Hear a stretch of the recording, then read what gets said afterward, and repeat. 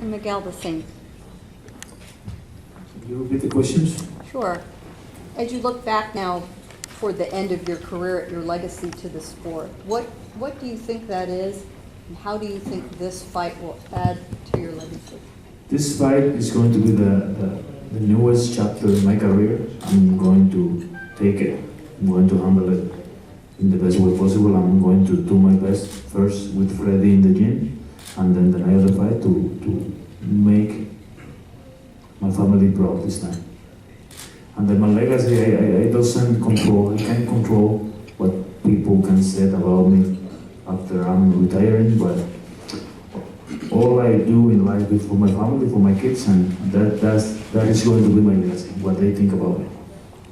Miguel, there was a lot of talk before about you fighting Juan and Marquez. How serious were those negotiations, and what happened that didn't make that fight happen? We didn't get to concrete this fight, and never happened. That was all. Were you interested in? Was that a real possibility at one point? I think both parts were interested in this fight. He said the weight was an issue, that you kind of changed your mind towards the end of those negotiations, that's why the fight didn't materialize? He knew all the time our answer on this chapter, on this topic, and he already knew everything about us. Miguel, me gustaría tu respuesta sobre la pregunta del legado que querías decir. No, yo no, es algo que yo no puedo controlar qué quiera pensar el público de mí después de retirarme del boxeo, pero el único legado que me interesa es lo que yo pueda dejar en mis hijos, y es lo único que me interesa. The question was about the legacy. To do it in Spanish, he answered it in Spanish. Estaba negociando algo con Canelo Marquez. ¿Nos puedes hablar un poquito al respecto de eso? Nunca se concretó, nunca llegamos a acuerdo con Manuel y yo, así que hemos estado siempre abiertos a negociar con él, así que cuando él quiera, estamos abiertos. The question was about Marquez fight, and he answered it. Hey, Michael, he was also linked to Tim Bradley. Could you speak on what happened to that, and if that was ever a serious fight that was going to happen? I mean, there was some interest. You know, as you know, in this sport, there are fights that can be made, and there's fights that can't be made, and you know, we weren't able to bring that to closure. Most importantly, we're excited about this fight, and excited that James accepted the opportunity to fight Miguel. Follow up on that. Are you open for that opponent for him if he gets past James in the future? Or is it? That's entirely up to Miguel. Are you open, Miguel? I'm always been here thinking the best names out there.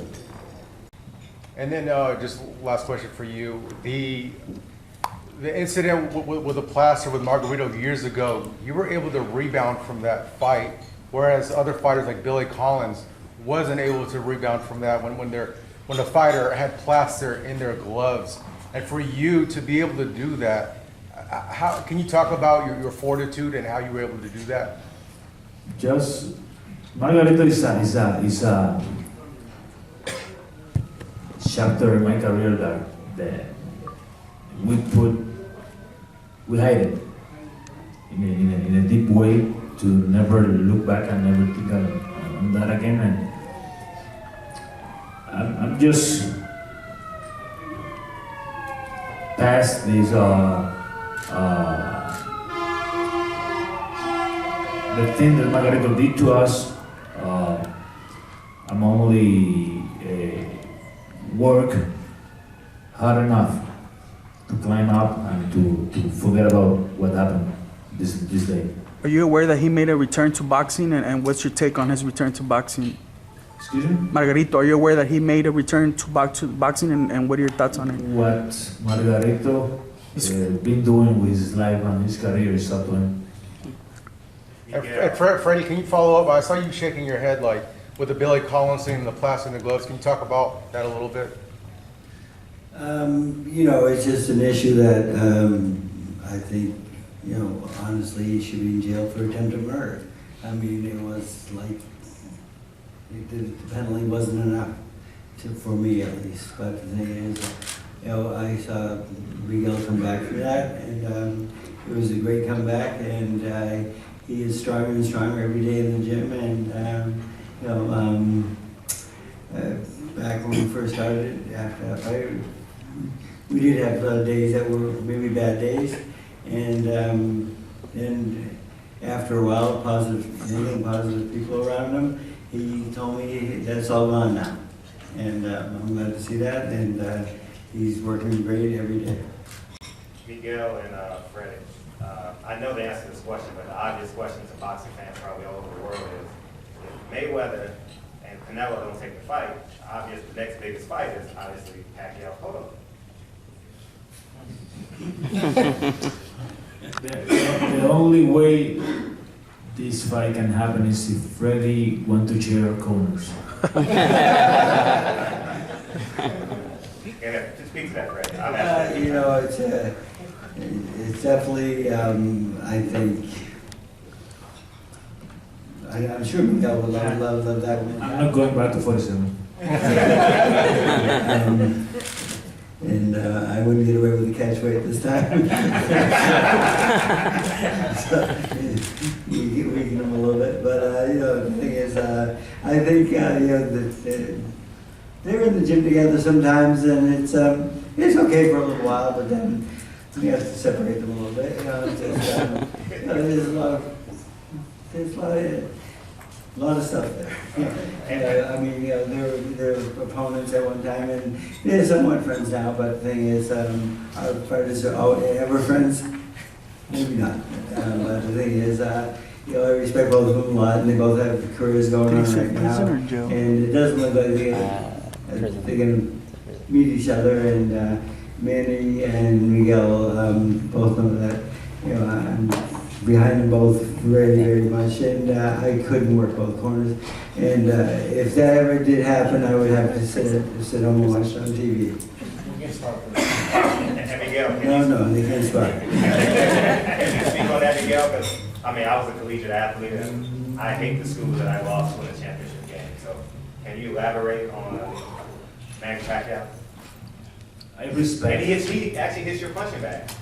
I respect Freddie. I respect Manny enough to. They've always been a gentleman with me, with my family, with my career, and all I have to say to them is thank you for respecting me. Thank you for the way they been with me, and that's all I have to say.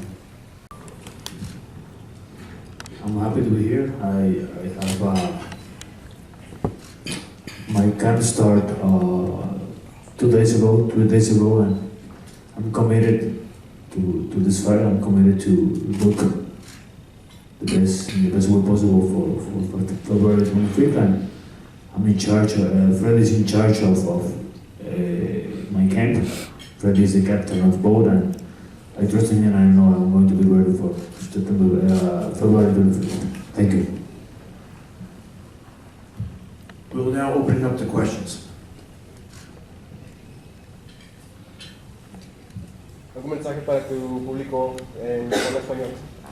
No, estoy bien, estoy preparado digo, no preparado, estoy preparado para el combate, pero estaremos listos para el próximo 25 de febrero. Gracias. Question was how ready he's going to be for the 25th. He says, of course, he's going to be 100% ready to give us a great fight. Miguel, habla sobre regresando al ring después de un año y regresando con Freddie. The question is about the comeback. You've been out for over a year, and now you're coming back and with Freddie. Me encuentro bien, gracias a Dios, pues regresamos hace unos días al gimnasio, me he sentido de maravilla. Freddie me ha hecho trabajar muy bien y sé que el próximo 25 de febrero no tenemos ningún problema y subiremos en la mejor condición posible para obtener la victoria.